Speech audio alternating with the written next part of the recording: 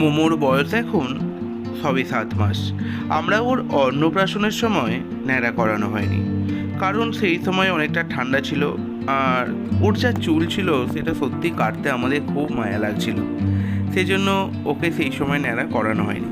কিন্তু এখন অনেকটা গরম পড়ছে, অতটা চুল তো রাখা যাবে না, সেক্ষেত্রে ওরই সর্দি কাশি এগুলো দেখলাম হচ্ছে, অর্থাৎ মাথায় জল বসছে। সে কারণে আমরা এবারে সিদ্ধান্ত নিলাম গরম পড়ার আগেই ওর ন্যাড়াটা করিয়ে দেবো। তাই নাপিত যেটু বলেছিল যে ও যখন ঘুমোবে তখন ডাকবে, আমি যাব।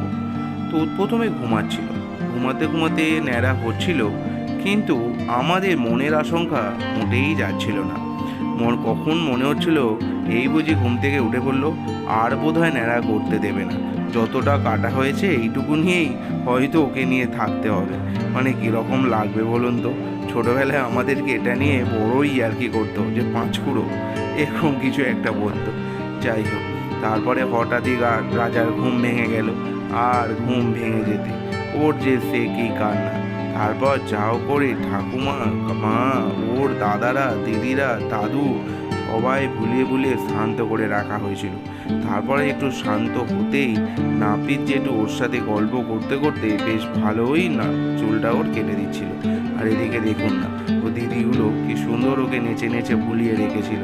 কি বলবো আর কি, মনের আশঙ্কাটা যেন এখনো যাচ্ছিল না, কিন্তু অবশেষে ও যে সব চুলটা কাটতে দিয়েছে, এতেই ধন্যবাদ আর ওকে কী দেবো।